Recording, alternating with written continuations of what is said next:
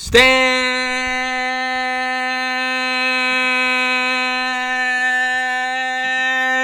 up, New York Giant fans. Mr. Baddog 7676 back on the channel as we're talking some New York Giants. What's going on, my man?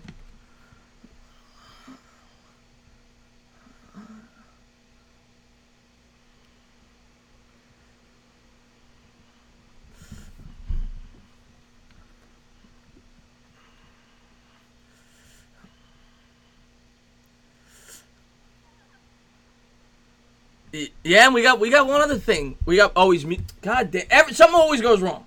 I gotta change the volume back. My God, what do I always screw up something. I apologize, guys. I apologize. Hold on one second. You know what it is? I switch the volume back when I'm not streaming. And you'll be able to hear him now. So I apologize about that, guys. Baddog was just talking about that we got the we're gonna cover last week's preseason game this upcoming week, and of course we're gonna be talking about the statements that came out from both Baker Mayfield and Odell Beckham. So we'll talk about all that. We'll say hello to a couple people in the chat. D-Man Entertainment, Rudy the Gamer, Odell Beckham, Gritty City, Jake in the house, Afghanistan in the house, Alex Sports, Chris Senor. Thank you guys for being here. Jeremy Hansman, Kendra's in the house. Chris Senor, I could hear Guzzo's breath. Mr. Baddog, go ahead and talk. Let's make sure they can hear you.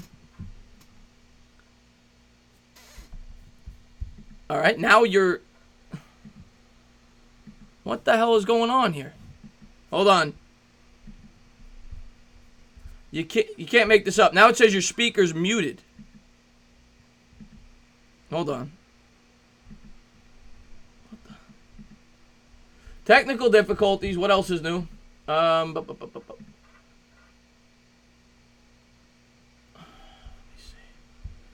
about that, guys. I don't know why it says the speaker's muted.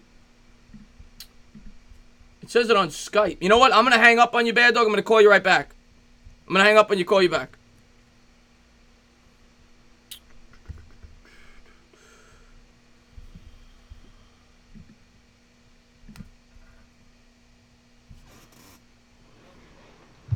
All right. Now I think you're good. Let me just get you full screen, and we're good to go. We're good to go. We're good to go. We're good to go. Sorry about that, guys. What's going on, Guillermo? Thank you for popping in. Odell Beckham in the house, D-Man Entertainment. So, without further ado, let's start with the big story tonight, and that's going to be what Odell Beckham said today, obviously about Daniel Jones, the number 6 overall pick. And obviously, you know, on draft night, we had our own thought process. We were very strongly against it on the night of the draft. We quickly changed direction. We realized that he was the Giants quarterback of the future. We had to get behind this guy. And, you know, as you always say, you looked at more film. You fell in love with him as a quarterback prospect. And we're ready to go with him. So we'll fully admit we had wild reactions on draft night. And then we calmed down. We went over everything. And we got behind this guy. Odell Beckham came out. Not Odell Beckham, rather. Baker Mayfield came out. And he bashed him. Now, I don't know if this was from back, you know, the night of the draft, or if this was today. I didn't get those details. Why does it say speaker's muted again? What the hell? You're muted again. What the hell? Now I hear you. I hear you. Okay. Go ahead and talk. Okay. Sorry about this obviously, you know, this is funny for me because I don't know if anybody reacted harsher than I did when we drafted Daniel Jones. And obviously, I don't know if anybody roots harder for Daniel Jones than I do now. You're probably not going to find a bigger Daniel Jones fan than me. It's funny how that works. He's a Giant. He's my quarterback of the future. I'm going to defend this kid. I love Baker Mayfield. We all know that. That was my boy at OU. That's my boy. But see, this is the difference between me and other people. I mean, I'm not saying everybody, but there's a lot of guys that they're player first. Like, they care more about the player than the team. I don't care how much I like Baker Mayfield. You're not going to come out there and talk shit about my quarterback, and I'm not going to say nothing about it. Like, the thing that kind of threw me off, and I mentioned this in my video, is I don't really care that he said it blew his mind that they took him 6th. It blew my mind too. I couldn't believe that. Right. I could tell by my reaction. I couldn't believe it. So I didn't care that he said that. A lot of people couldn't believe that happened. But the winning record, the record at college is the thing that makes no sense to me. And I didn't mention this in my video, right? So he's talking about winning is important. Well, I did mention that Pat Mahomes had a losing record at Texas Tech. I did mention that Baker Mayfield never won a big game in college. I mean, we won the Big 12 championship 3 years in a row when he was there, but never won a playoff game. He never beat Clemson. He never beat anybody good. So there's that. And then how many championships has Alabama won? Right? Alabama's the best team in college football. Tell me a star quarterback in Alabama. Tell me how much the winning in Alabama meant to guys like A.J. McCarron. Did it mean anything going into the NFL? No. You're absolutely right. I have no idea what the hell he's talking about when it comes to that. And I honestly don't know why Baker Mayfield feels the need to talk about the Giants. We've never played Baker Mayfield. He's never dealt with our fan base. He's never played Daniel Jones. What the hell is the vendetta with their Giants? I'll tell you what the vendetta is. The vendetta is Odell Beckham came there, and I think in his mind, he's trying to, I guess, back up Odell Beckham. And I think we both know Baker Mayfield has always, well, and I like Mayfield just like you did before he starts bashing my team. Now I'm getting a little sick of him, but he was always a guy that looked for the spotlight. And he sees an opportunity to go after a team that Beckham came from, and he knows he's going to get headlines, and I think that's what this is all about, in my opinion. There's no reason for him to bash a quarterback. And I was listening to the radio today. It's kind of like, it would be like guys on ESPN bashing other ESPN analysts. It's one thing for people like us to bash quarterbacks, but for a quarterback to bash another quarterback, you don't see that. That doesn't happen. Right. And he was way out of line today, Baker Mayfield. Way out of line. Now, again, I don't know if it happened today. I don't know if it happened 3 days after the draft. I don't know the context. And sometimes the media will change things around to get headlines for a story. I fully recognize that. But at the end of the day, he said what he said. And it's probably not a smart thing to say if you're a player in the NFL talking about another player. It's just not a good look for Baker Mayfield. Like I said, I just don't understand why he would even give a damn. I don't care. Well, I know, the media asks me that. This is your answer. I play for the Cleveland Browns. I'm worried about getting the Cleveland Browns a division title, winning in the playoffs, winning a Super Bowl. What the Giants do over there is what they do. We don't play them this year, so, I don't play for the Giants. I play for the Browns. So I really don't have an answer to that question. It's not hard. Yeah. It's not hard to do. Now, Baker's always had a big mouth. Always. Right. I mean, it's why he got arrested. I mean, he just can't, he's a dumbass. And you could see, I like that I had to have that background in my video. I had to put that. That was a great background. That needed to be there. Baker's a winner, talking about being a winner and the dude gets arrested. So I figured that was fitting for him. And like I said, I love his heart. I love his tenacity. He has the heart of a champion. He has that winning attitude. You can't teach that. He's got that. And right. I love that about him. But the dude needs to just shut his mouth and play football. They were 7-8-1. You're not coming off a Super Bowl championship. You're not coming off a division title. You're not coming off of a damn thing. You're coming off of a losing record and a shitload of hype coming into 2019. That's what you have over there. So you got no room to talk. You were a rookie. You were a great rookie, but you're a rookie. Yeah. You haven't proven anything. And not to mention, he went 1-5 against playoff teams. So when he played good teams, he got killed last year. But let's be fair. Very impressive year. Broke the rookie touchdown record. 7-8-1 is one of the best records Cleveland's had in quite some time. They won, I think, 4 games over their 3 previous seasons. So Baker Mayfield had a great rookie year. I'm never going to bash Baker Mayfield, the player. I think he's a future superstar in this league. But his mouth, it could get him in trouble. There's no doubt about it. And that locker room in Cleveland is going to be combustible between him and Odell Beckham. And Beckham came out with a quote today as well, saying that the Giants kind of threw him to the wolves. And you brought it up perfectly in your video. What do you mean throwing you to the wolves? You're going to a team that everyone's picking to win the AFC North, and you're leaving a team that everyone outside of Giants YouTubers is picking to win 4 games. Right. So and all you ever did when you were here was subliminally bash Eli Manning. You complained about being here for the most part. You should be happy. I mean, you got what you wanted. That's the way I look at it. Yeah. What I don't get, and another thing I'm going to tell you right now, is Cleveland Browns fans should be pissed off at what he says. Because pretty much he's saying, you sent me to Loserville. You sent me to a place that doesn't win. You sent me to a garbage organization because you didn't want me to go to a winner. That is what he's saying. And Cleveland Brown fans, I mean, I don't know many Cleveland Brown fans, so I don't know how they feel about those comments. But if I'm a Browns fan and I hear this guy saying, you sent me there to die, you didn't want me to go to a better place, I'm pissed that he's saying, oh, you don't want to be here either. Right. You don't want to be here either. Right. You know, that's what I would get out of it as a Browns fan. So you're saying they sent you here instead of someplace else because they didn't want you to be happy. So you don't want to be in Cleveland. So and to me, he's already making waves there by he's too stupid to understand what the hell he says. He's just not a smart guy. Incredibly talented guy. Oh, yeah. But up here, you know, there's rocks rolling around up there. The guy, I think the dye went into his brain. The dude has clown hair, and it's perfect because he's a clown. Yeah, he's a freaking circus. He and Baker Mayfield ought to go join the damn circus. Bring in the clowns, guys. That's so stupid.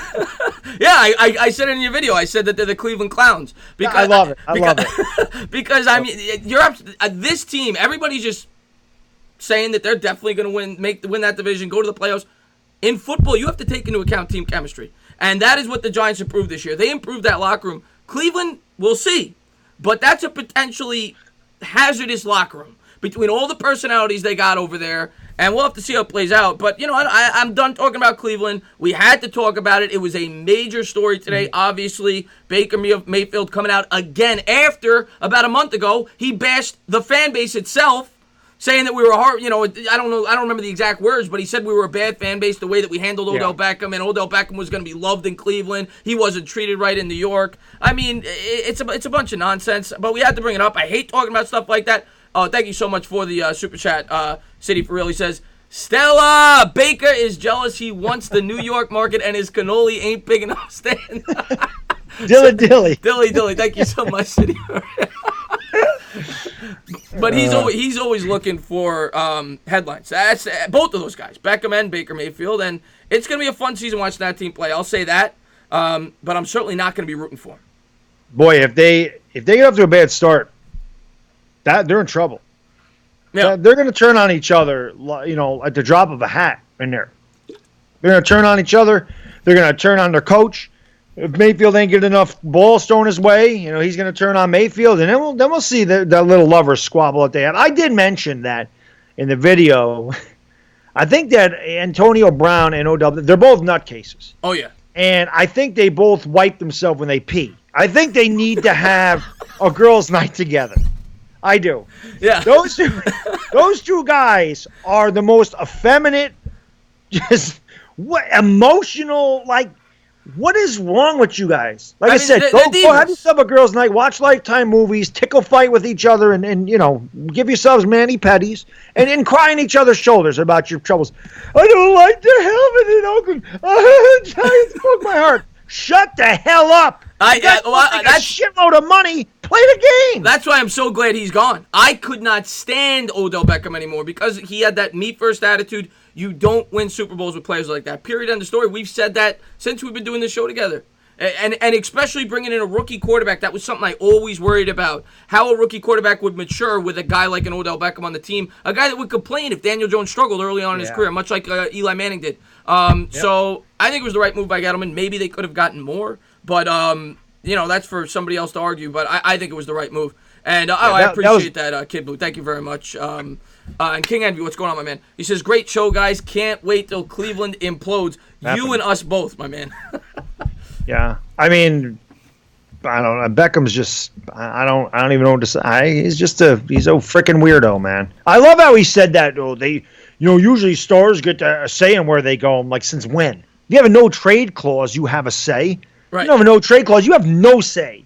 Right. You're not going to go, well, you know what? To appease you, we'll move you out here and take less. I like that he said, I know for a fact that the Giants are offering more. Really? Were you on the phone with you on three-way with Gettleman? Yeah, Dave, hey, Odell Beckham, I'm just going to listen in while you make this. Get the hell out of here. Freaking lunatic. Damn loon. Freaking lunatics, a bunch of what's going on, Lollymac? Thank you to everybody for tuning in. The Going in the House Bowler, D-Man, Christian Jones, thank you guys for being here. I'm sure we're going to revert back to Baker Mayfield. I'm sure we'll get questions from the chat. Jake says, later, Chris, I expected more from you. Guess not. I don't know. I know he's a Browns fan. I'm sorry. I'm going to bash the Browns tonight. Jake. I apologize if it offended you, but I'm going to bash the Browns tonight. I'm not even bashing the Browns. Yeah, we're going to bash. I am talking about these two guys that can't shut their mouth about. Shut up! If they don't talk about our team, we're not going to go out of our way to bash them. Right. Yeah, it's not like we voluntarily went out and attacked Baker Mayfield and Odell Beckham. Right. Yeah. he responded to comments they made. Right. I didn't just say, oh, you know what? I haven't made a video about bashing Odell Beckham in a while. Let me just get out here and bash him. And it wasn't one time. This is now three or four times from Beckham, 3 or 4 times from Mayfield. It's a pattern in Cleveland. It is. I'm sorry. End of story. How the crowd reaction will be for them next year when they come to the Meadowlands or MetLife. They are going to get destroyed. They are going to get absolutely destroyed. And I can't wait. I can't wait. But Mayfield's going to talk a lot of crap. You never know. I don't know when that game's going to be played. He might take a snowball right in the mouth. But anyway, we're gonna get to Daniel Jones, how he performed, the team as a whole, but we'll start with Daniel Jones and how he performed against the Chicago Bears. Of course, the Chicago Bears started with their second-team defense and second-team offense. They didn't play the starters. You have to take that into account. Eli Manning, we'll start with him. He was on the first drive, really his first drive. The first game, he had one pass attempt, 3 yards to Simonson. Came out, beautiful play-action pass. Right from under center, something that he's always been good at, especially in the second half last year. We saw him come under center, and we saw him take off. And so it was nice to see them start out the drive that way, and he was a perfect 4 for 4, 42 yards and a touchdown. So we'll start with Eli. I mean, he looked great. I mean, for one drive, 4 throws, but he looked great in that first drive. I was really impressed with the first throw. I was impressed with the whole play. Again, it's the Bears' second-string defense. Yeah. But play-action pass, the pocket was perfect. He had all day. He stepped up and he zipped 120 yards down the field. When I saw that in my head, I'm like, yes, Eli. Yeah. That's what I want to see. Right. The line, just stepping in and just zipping the ball right there on time to Cody Latimer. That made me feel really good. I mean, that was like, there you go, Eli. The offensive line was great. Eli was on point, and that was good to see. I mean, because I wanted to see what he did, and bing, bing, bing, bing, right down the field. Now everybody can talk about, oh, you played backups. Well, it's not our fault. Right. So people aren't going to give him credit, but God forbid if Eli went 1 for 4, they'd kill him. Right. Right. Well, yeah, you can't win. You can't win in preseason, especially when you're playing a second-team defense. And the other guy I want to touch on before we get to Jones, who really impressed me when I watched the game back, Smith, the running back. He had some nice moves behind the line of scrimmage. He was a lot more. He had some good moves. I didn't expect that because he's known as like this, short yardage runner, 3rd and inches, 4th and inches type running back. He looked pretty spry. Now, I know he fumbled the ball, so that may hurt his chances a little bit. And Paul Perkins looked pretty good as well. So that second running back race is really shaping up. Yeah, I love Rod Smith. I think it was his first. I don't know if it was his first one or second one. The 16-yard gain where he just bowled over the defender. Yeah. And Paul Perkins also, you mentioned it. He looked really good. He had a nice rebound. He finishes his runs really well. He showed a lot of outside speed. Paul Perkins is a talented running back. He's just got to stay healthy. Wayne Gallman hasn't seen any touches. Is he hurt? Or they just say that's a great question. I don't think he's hurt. He didn't play. Yeah, he didn't play. He did not play. Yeah. He and B.J. Goodson, I think, are kind of on the outside looking in. I don't think Wayne Gallman's making this team. Which I don't is think crazy. Wayne Gallman's making it. Which is crazy because we thought going into the year he was going to be our backup running back. Yeah, I think he's done. I think they're going to stick with Perkins and Rod Smith, and I don't think Gallman and B.J. Goodson are making this team, barring injury. We'll see. One thing I'll say about B.J. Goodson, he did get a chance to play with the first teams yesterday, and they said he played pretty well, so we'll see. Because there was Alec Ogletree was still out with the injury, and Davis sat out yesterday, so he got a chance. They said Ogletree stood out yesterday. Not Ogletree, rather. B.J. Goodson stood out yesterday, so we'll see with him. But I definitely don't think he's starting. I think he certainly lost his starting job to start the year. That's for damn sure. Yeah, he definitely did. Yeah. Tay Davis is going to get that job. And Ryan Connolly will have a ton of snaps as well. Yeah. Ryan Connolly's been really good this preseason. Yeah, he has. And now we got to get to Daniel Jones. Daniel Jones, fresh off his 5 for 5 performance against the New York Jets, goes out there 11 for 14. You said 2 drops. I'll say 1. I think he shortchanged 1 throw, and then the other one I thought was really good coverage. But one of them, Simonson, right in his hands. Yeah, when I watched it back, see, when I'm watching over there, it looked like T.J. Jones slipped. Right. Again, I'm trying to look at the channel, looking at that, so I don't see the whole play. When I watched it back, I said, "Ooh, he threw it behind him." Yeah. Because T.J. Jones fell on the ground, so I actually thought it was pass interference at first, and then I watched it back, and I'm like, "Oh, he actually did miss that throw." So he did miss 2 throws. So the T.J. Jones one was behind him. He's a little late delivering the ball there. But the other one, hit Simonson right in the hands. I don't know what you're supposed to do there. Yeah, and then obviously the 2 fumbles, if you want to nitpick, obviously mishandled the snap from under center, and then, he had the ball out when they basically let the pass rusher go right by the offensive line and absolutely destroy him there. So those are the bad things, but now we're going to get to the good things. Threw an absolute Beautiful throw to Latimer on the sideline. That was his best throw of the night. I think it was 35, 40 yards. Beats the safety trying to come over to help out and really displayed the arm strength there on that throw. Yeah, he's got no arm strength, Chris. He's got a weak arm. He's got a weak arm. He's inaccurate. He's got no touch. The touchdown throw to T.J. Jones was beautiful. Oh, as good as it gets. Beauty. As good as it gets. I don't care who they play. Daniel Jones has put the ball in perfect spots. And what I loved about Daniel Jones, he went through that rough patch. He started 3 for 3. They were driving. Then he fumbled. Right. Then he comes out. He throws 2 incompletions. They punt the ball. Then he comes back. He fumbles again. Right. Then he comes back, goes 8 for 8 to finish the game with a touchdown drive. I love how he bounced back. And I also love he dove after the football when he lost it. And you see him on the ground. Bang! He punched the ground. I said, see, I like that fire. You like and then that? He went over there and he was not happy. Now, Eli would have gave us this.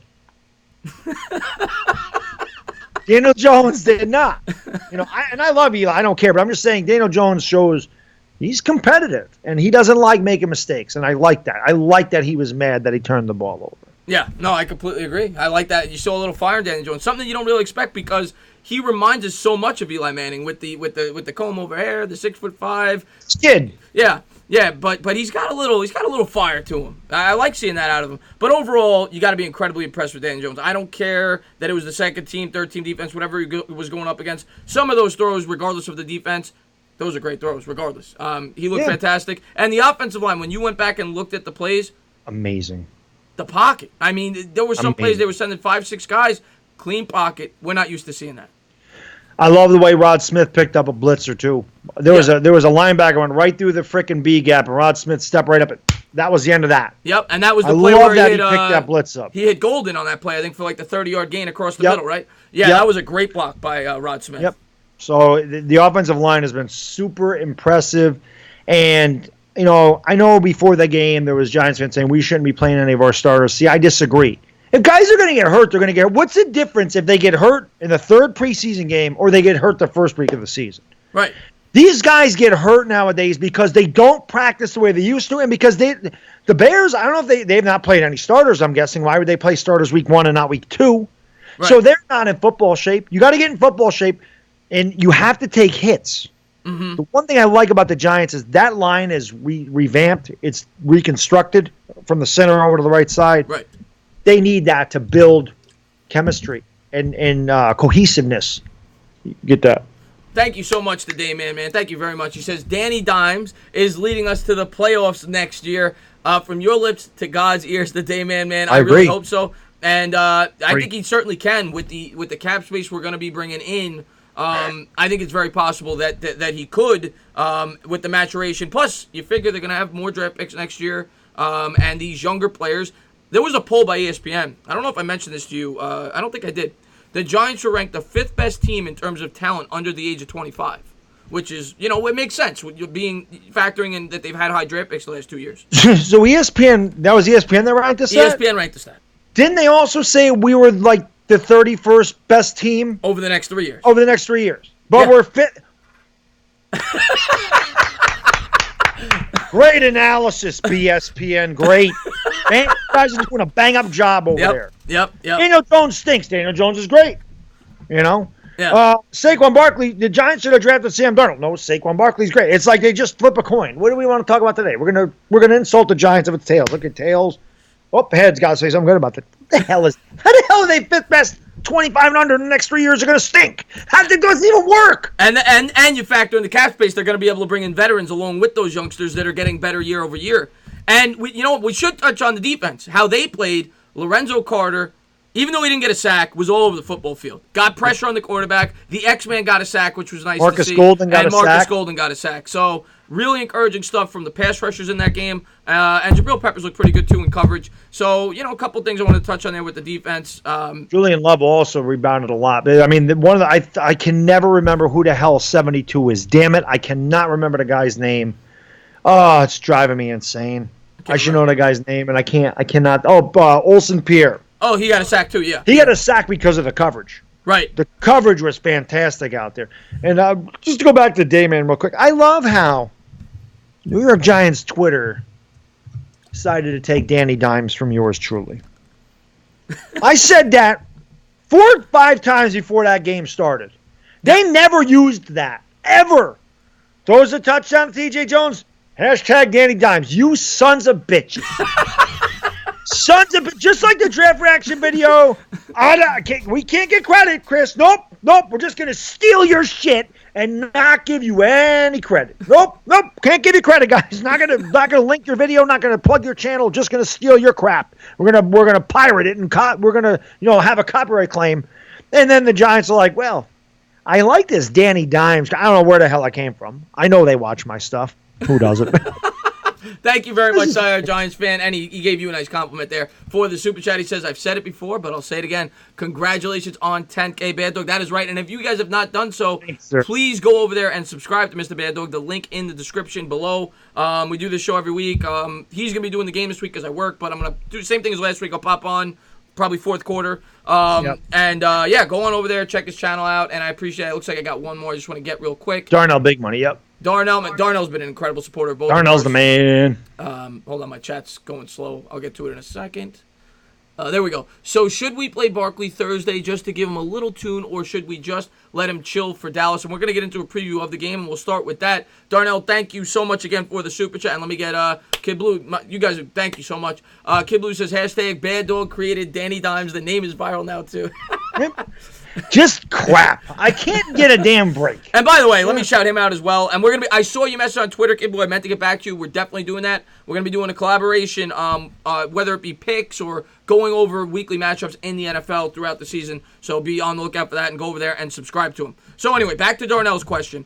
He said, should the Damien, man, thank you so much for the Super Chat. He says you have to put a patent on the Danny Dimes. I know. I should have trademarked it.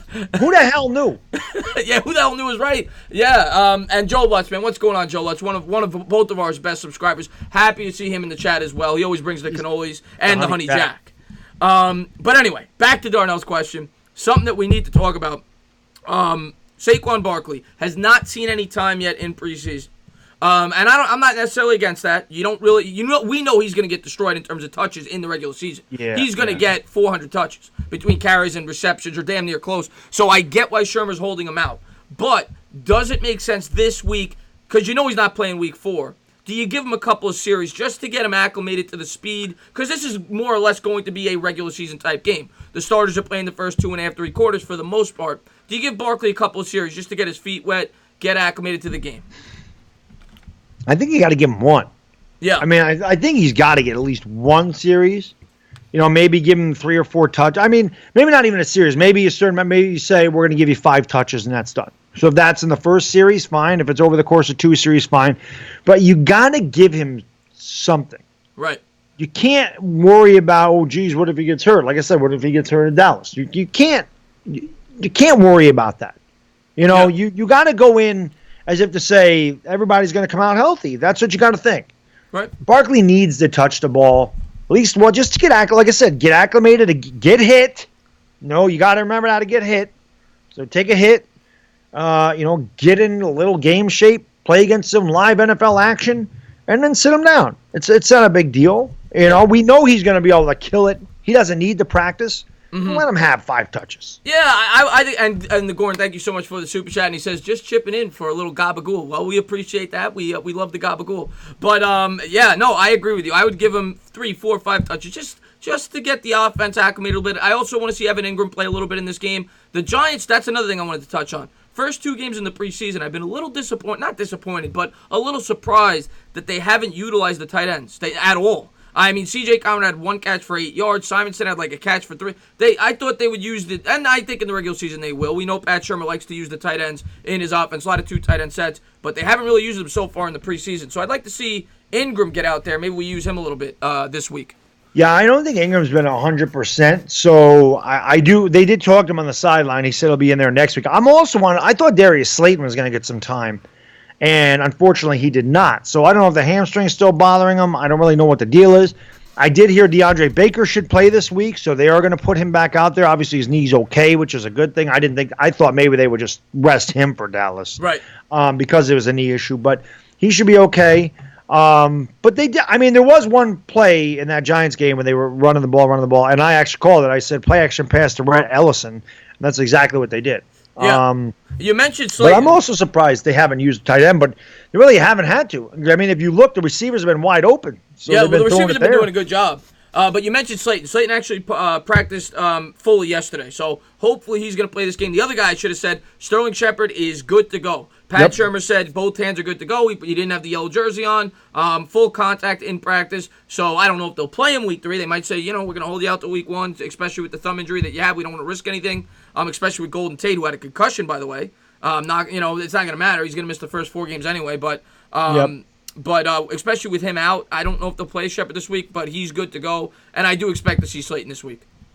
Yeah, I gotta imagine. I gotta imagine he's gonna play. T.J. Jones has looked really good. And Daniel Jones has really good chemistry. T.J. Jones and Benny Fowler. It seems like those are his guys. And Cody Latimer's done a good job as well. So, like I said, I did the video. Like I said, the ball placement for the quarterbacks has been great. So I don't care who's covering these receivers. My biggest concern on the offense is can they get open against first-string secondary, because Cody Latimer and Benny Fowler are number 3 receivers at best in their career. They're not a number 1. They're not a number 2. Can they beat press coverage by a number 1 cornerback? Because they're going to have to, especially with Golden Tate out. They're facing 8-man boxes with Saquon Barkley. So teams are going to load up and say, go ahead, Eli. Go ahead, Latimer and Fowler. They have to win at the line of scrimmage, Chris. If these guys win a couple of these quick, if they win off the line of scrimmage and catch a quick slant and take it 60 yards of the house, that's going to ease up that box. Right. It's just like a shift in baseball. You got 3 men on the right side of the infield and you pound 3 hits to the left side. They're going to get rid of that damn shift and go, well, shit, the guy keeps hitting the ball over here. We better fix it. Right. You hit a couple of quick slants for big gains, or you hit a play action pass to Evan Ingram for a big gain. Teams are going to go, well, we better back out of this because they're killing us. Right. And then it opens up it for Barkley. So we may have to do the opposite that teams use. Normally you use the run to open up the pass. We might have to use the pass to open up the run. That's a great point you bring up. And to set up the play action as well. Because if we don't have an effective run game, play action is going to be useless. They're going to know we're not running the football. So they're going to need – that's a great point, because teams are definitely, especially with Tate out, they are definitely going to stuff that box. They're definitely going to put up 8 men up there and force Eli to beat you. And I think they have the weapons to be able to do it, because, like you said, Evan Ingram is great. He's a great tight end. He's just got to hold on to the football, but the guy could catch the foot. He's an athletic tight end. Barkley's a great receiver out of the backfield. Shepard is back. We need one of those guys to step up, whether it be T.J. Jones, whether it be Latimer, whether it be Fowler. My guess would be Fowler at this point, because he's kind of similar to Golden Tate, kind of like that slot wide receiver. Yep. That would be my guess, but we'll have to wait and see. I haven't heard much of Reggie White Jr. I know he didn't do much in that second game. The first game he did well. Yeah, he did. Yep. Yeah. So we'll see. The receivers, though, have been pretty impressive in the first 2 games for the offense has been impressive as a whole. Yeah. So both quarterbacks have been good. Now, Tanny wasn't good. Not that that matters. Tanny was not good against the – that's one thing I want to bring up. So that play where he threw that interception, number 1, Clifton Duck, who had a kickoff return for a touchdown, got called back. Right. Made this it was a bad throw by Tanny, but an unbelievable intercept. I'm sitting there going, this Clifton Duck guy can be really good for the Bears. And he impressed the hell out of me. Unbelievable interception. Gets by Alex Tannehill. He's taking it to the house. And out of nowhere, here comes 84. Zoom! And I said, that type of play does not show up in the box score, does not show up anywhere except for in the coach's head. And when you watch film and go, that kid busted his ass to get that play. That means a lot. He may not make it as a wide receiver, but that type of play gets you on the team as a special teamer to start. And I love Alonzo Russell. He's a big kid. He's been open. They just can't hit him in the preseason. Yeah. But I'm rooting for Alonzo Russell. I really like him. And one other thing I wanted to say about Evan Ingram, I've read that his blocking has gotten a lot better. I don't know if it's good yet, but they say that he has gotten a lot better. A lot better doesn't necessarily mean good. Like I know, because he couldn't block me. Yeah. So. But as far as Alonzo, it is rare that the play that Alonzo Russell made would be like the highlight of the game, but it really was. The closing speed, I mean, that guy was ahead of him by 30 yards. And all of a sudden you see Usain Bolt come, he's like the Flash. That was incredible. It was reminiscent of the Don Beebe play in the Super Bowl. Remember that? Obviously, the fumble, but similar to a play like that. But yeah, it was it was a rarity where an interception thrown by your own team was actually the highlight of the game. I know. It's crazy. He was just waiting for a hole to open up, and once he got past all the slow traffic, I was like, I was like, what a play, man! What a play all around. Great interception by Clifton Duck. Great, hustle by Alonzo Russell. So I really like the Giants' offense. It's been really good. I hope Cincinnati plays their starters. I have to imagine they will. Yeah. I know they're not a good team, but supposedly we're not either. So it should be even Steven, right? I hope we beat the hell out of them. Obviously, that would give us some confidence. But we will beat the hell out of them. Yeah, we should. I mean, I think we're a much better team than them personally. Obviously, we're Giants fans, but I really do believe that. I think we should beat them by at least 10 points. You know what I don't get? Maybe I'm wrong. Don't we normally play Cleveland in the preseason? Odell Beckham broke his ankle against Cleveland in the preseason. I know we always play the Jets and the Patriots, at least in recent years. Oh, okay, maybe that's what it is. Yeah. We're playing Cincinnati this year, but I remember playing Cleveland because that's when Beckham got hurt. Yeah. 2017. He took that hit when he jumped up in the air and he got hit in the leg or whatever it was. It was a dirty hit, broke his ankle. But, damn it. We should have played them. Oh, man. Well, next year, I look at it like at least we get to play them next year when the team should be better. And maybe we beat them. It's better. I think it's better to play them next year. Who the hell would have ever thought that a Browns-Giants game would be like, I can't wait to watch this. That should be a Monday Night Football game next year or Sunday Night Football, whatever. I have no doubt it will be. Yeah, it should be. Those two teams, whenever they play, they could each be 2-11. Yeah. And if it's, it's not going to matter. Yeah. We got to put this on ESPN just for the drama aspect of it. Yeah, Beckham versus old team. Baker Mayfield, of course, headliner. You'll have Daniel Jones. There'll be a lot of storylines for that game. So can't wait for that. And there was one other thing I wanted to touch on. God, I forgot what it was. I guess we touched on it. We touched on the Bengals game a little bit. I just wanted to go over, I guess, how much you thought. Thank you so much, Kyle, for the super chat. He says, can we thank Jerry Jones for destroying the Cowboys? Well, Kyle, I wouldn't say he's destroyed him yet. I know he signed, what's his name today? The linebacker he signed. Jalen Smith. Jalen Smith, yeah, he signed them. And that was surprising. Because, and thank you again for the super chat. I thought they would have probably tried to take care of Zeke or Dak first before that. Zeke continues to hold out. It's getting closer to the season. If you're a Cowboy fan, maybe you're starting to get a little nervous here. I got to be honest. I don't like Jerry Jones. He's an idiot. He's doing a damn good job with the Zeke situation. No player's bigger than the team. Yeah. No player's bigger than the team. Yeah. Zeke who? Exactly.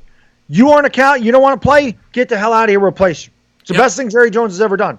And I know, obviously, I don't want Ezekiel Elliott to play because he's very good. But I get, what are you going to do? Hold out for 2 years? What leverage do you have? You're going to sit out for 2 years and come back after 2 years of not playing and think you're going to get some big contract because of what you did 3 years ago? Right. He's an idiot. He is an idiot. That guy's just a dumbass. And not to mention his off-the-field stuff. I mean, he's had 3-4 incidents. He doesn't have a leg to stand on. He's not like Saquon Barkley, who's like a preacher. This guy has had off-the-field incidents. Now, some may be justified, some may not, whatever. But either way, he's had incidents off the field. He's been suspended. If you're the Cowboys, how can you feel comfortable committing a 5-year contract to this guy? And normally I'm on the player's side. In this situation, I am completely on Jerry Jones' side. I think they're doing the right thing, like you said. I still think they're going to give in. I still think they're going to give him the contract before the season starts. I think they're going to give Dak the money before they give Zeke the money. Yeah, they should. But I will say this. They signed Cooper, Dak, and Zeke. They got no caps. Their cap space is done. That's it. Those 4 players, that's it. Yeah. So, because Dak is going to get $35 to $40 million. That's what, 15, 18% of your cap? Then Zeke is going to get, if they pay him, he's going to get at least Le'Veon Bell money. Which is what, at least $13 million $14 million, yeah, something like that. So there's another 9% of the cap. And then Cooper, Beckham got $19 million a year.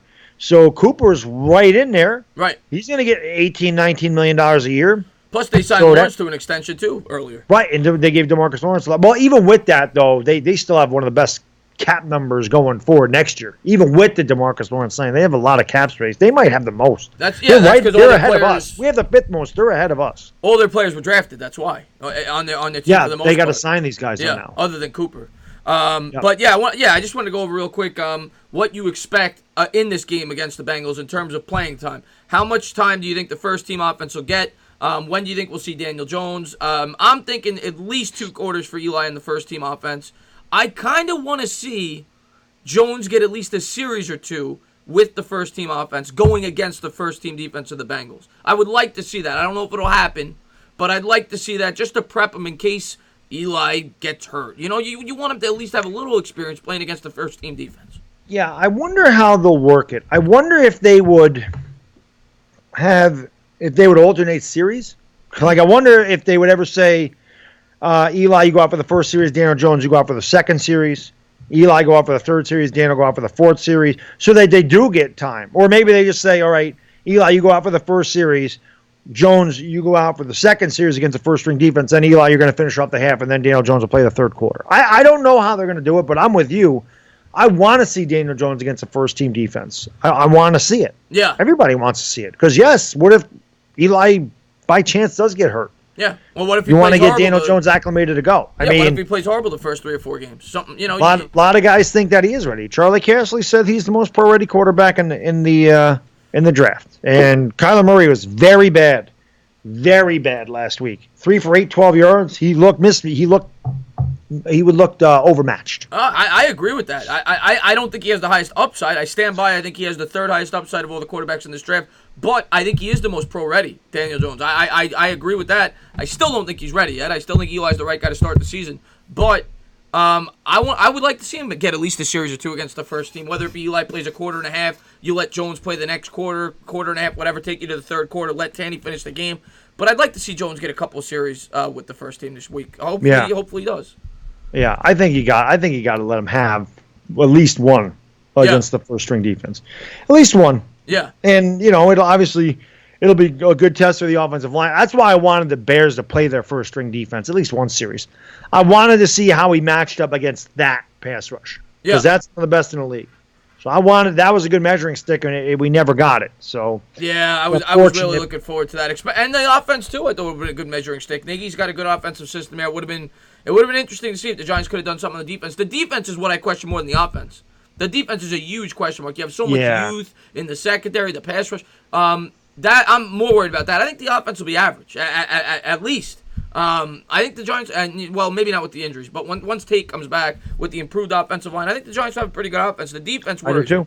Defense worries me. Yeah, we got to get a pass rush. Yeah. And again, I think as these young corners, as this young secondary gets experience, once they do get experience and they start to cover better and they get acclimated to NFL speed, NFL receivers, and everything else, that's when I think you're going to see the pass rush come into play because they're going to have an extra second to get there. And I think that sometimes is all it takes. I think the Giants have been close. Right. But they just can't get the guy down. But you give him an extra second, they can definitely get there. But I still think Lorenzo Carter, I told you, bold prediction, double-digit sacks Pro Bowl for Lorenzo Carter this year. I think Dexter Lawrence can definitely be a playmaker, on the line. Tate Davis is good in coverage. And I think Marcus Golden is an overlooked guy in Betcher's system. And Betcher brought all of his guys in there. Olsen Pierre is a Betcher guy. Marcus Golden, Antoine Bethea. They're all Betcher guys. Right. So it's not going to take them long to get used to. They already know the system. So that's definitely going to help them. They're experienced when it comes to this. They can help the younger guys. But, yeah, I think the secondary is going to be the one that struggles at the beginning, more so than the pass rush. I just think because they're all so young. Right. Jenkins should help with that. Grant Haley looked really good, too. He's going to win that nickel corner spot. I think Deandre Baker is going to be opposite. I think he'll be opposite JJ to start. And then, of course, you'll have Peppers and Thay. I haven't heard anything about Michael Thomas. Michael Thomas is here, right? He's still here? Yeah, I read something about him. I think he missed some time in training camp. I could be wrong about that, but I think I read that. I don't expect him to start, though. By the way, we got 170 people in here, so thank you guys so much for joining. It's awesome. But we got 79 likes. Spike that like, guys. Spike that like. Hit that thumbs up, guys. And, hey, if you're new, make sure you're subbing up the Entertainer Talking Sports, man. And go into the description and sub up Mr. Baddog 7676. He's going to be live streaming the game Friday. Going over there, check his channel out. He just hit 10K, so congratulations to Baddog. And we've been live now for about 35, 40 minutes. We always like to give, a half hour or so of questions. Maybe we'll feed off of it, have a good discussion. What is going on, Pumpkin? Thank you for tuning in. King Envy in the house. Yehuda in the house. EDP's #1 fan. Gabe in the house. Thank you guys for being here. Chen with the fire. Thank you guys for being here. Punkham said, hit that blunt. Rudy G. Funk in the house. What's going on, Rudy G. Funk? What's going on, Dwayne Pascal? So go ahead and ask those questions, guys. Daniel getting a beer. Is he? Nice. Yeah. He would probably look good with a beard. You think so? Yeah. He's got the baby face. Toughen it up a little bit. What's going on, I know Don Eli's grown the beard before. Yeah, he did. And I don't think it was ever fully grown, but he had a little scruff. I don't think Eli could fully grow a beard. And seeing as that Daniel Jones' father, Daniel Jones probably can't really grow one either. Little Bad Dog's already shaven. Oh, man. By the way, I just want to say, do you know how much I enjoy doing this show and listening back to it when I'm in the car? Like, I swear to God, I have road rage like crazy. Right. But when I replay our show, I'm not even thinking about the traffic. Because if I'm sitting there in traffic, I'm just like, I get to listen to more of the show. It's awesome. I love this show. We always say but we both love doing the show, and we've built it up nicely, and hopefully it continues to grow. And we thank you guys for being a part of it. You know, the guys in the audience. You guys make it, man. You guys make the show what it is. So we really appreciate it. Can never tell you guys that enough every week. I know we say it a bunch, but we truly mean it, man. We love you guys and gals. You make this so much fun for us, and we love your input and your opinions, whether you agree or disagree. You know, we're all Giants fans, and we all root for the 90% of us in here are Giants fans, so we all root. You know, we're rooting for the Giants. I want to get that question from Yvonne. He says, which NFC quarterback do you think DJ will be better than? I don't know if you're talking career or this year. If you're talking career, sky's the limit. Why not? Why can't he be the best? I'm not saying he will be, but if I had to pick, I would say definitely he could be better than Dak. I'm not going to say he will be yet because Dak. I already did. Yeah, I know you did. Dak's had some success, but I definitely think he could be. And he definitely could be better than Haskins. I'm a Haskins guy, but I think the Giants are going to set Jones up potentially with a better foundation. Having Saquon Barkley playing there, if they improve that offensive line, get a top-tier receiver in the draft or free agency, I think Jones is going to have a great situation. I think he could easily be at least the second best in the division behind Wentz. Oh, just the division. Okay. Yeah, I was going to say, he'll be better than NFCs. Mitch Trubisky. Yeah. Without a doubt. He'll be better than him. Trying to think of who the hell else in the NFC. I don't know. Poppy Goat says, by how many points do you think the Cowboys will beat the Giants by in week 1? Well, I need to know if Zeke playing. Is Zeke playing? Because that's a big factor. Yeah. If Zeke's playing, they probably win by a touchdown. If he's not, flip a coin. See what happens. Let's see what happens. Let's suit him up. Over under points per game this year. Great question, Pestilence. The Giants last year, first half only averaged about 18 a game. Second half averaged like 27. So I'm going to say closer to the 27. I'm going to say 25, 26 in that range. I'm going to say they average on a per game basis. Yeah, I can see that. I think we're right in that area. I definitely think we're right in that area. Yeah. The last 4 games at Odell Beckham, we scored 108 points. That's 27 a game. And that was with getting shut out against the Titans. Yeah. So really, we scored 108 points in 3 other games. Right. So, and Saquon Barkley had a lot to do with that, as did Evan Ingram and no Odell Beckham. So we definitely could score without him. And this is with a worse offensive line than we have this year too. Yeah. And you figure Barkley's going to even be better this year. So I'll say right around 26, maybe 27, somewhere like that. But go ahead. I hope that our defense doesn't allow that, though. Hitbit says Jets record over under. I got him right at 8-8. Hitbit. What about you? I have them about the same as us. I think 7-9. I think they're right in that area. Yeah, 7 or 8 wins. Right in there. I think they go 3-3. I think they'll sweep the Dolphins, split with the Bills, and get swept by the Patriots. I think they go 3-3 in that division, and they play our division, which is very tough. I don't think they're going to beat the Eagles or the Cowboys. They definitely could beat us. When I did the prediction, I don't have them beating us. We're going to that game. I expect the Giants to win. Yeah, of course. They definitely could beat us, and they definitely could beat Washington. But they're not. I don't think they're going to beat Philly or Dallas. I'll be rooting for them. Yeah, of course. I'll be rooting for them big time to beat those teams. I don't see them beating them. And then I don't know what other division they play in the AFC this year. Yeah, I'm not sure on that one. I think they might play the North, but I don't know. And that's a very tough division. If it is the North, the North is loaded. In the South, they're both very tough. The AFC West, they're all tough. Yeah, the AFC's tough. AFC East isn't that tough. I think the Jets are a 7-9 team. That's a tough. I mean, the Jags are tough. The Texans are tough. The Colts are tough. The Browns are going to be. They play that because I think they play the Browns this year. Yeah, I think they play the North. I think they play the North. The Steelers are going to be tough. The Ravens are going to be tough. The Browns are going to be tough. They'll kill the Bengals. Yeah. Oh God, every team is going to kill the Bengals. They're horrible. You got Jets between 97 and 11-5. Well, we'll see. Sentinel, the Mets won today. That was nice to see. With Eli, we ain't going nowhere. If they start Jones, we'll go 10-6. Facts. Monk 30 says. I'm going to disagree with that. And I know everybody is so excited to see Daniel Jones, and I get it. He has looked great. I still think right now Eli Manning gives the Giants the best chance to win. I really do. I'm not saying for the whole year. To start the season, I think Eli Manning gives the Giants the best chance to win. Eli's starting the season. It really doesn't matter. It really doesn't matter. Yeah. Eli has not. Listen, Eli has done nothing to hurt himself. He's played great this preseason. He's been amazing at training camp, amazing in practice. He hasn't missed a pass in a game. Yeah. He has not done anything to hurt himself. Yeah. I mean, even if Eli was 0 for 5 with 2 interceptions, you'd be hearing it from the media.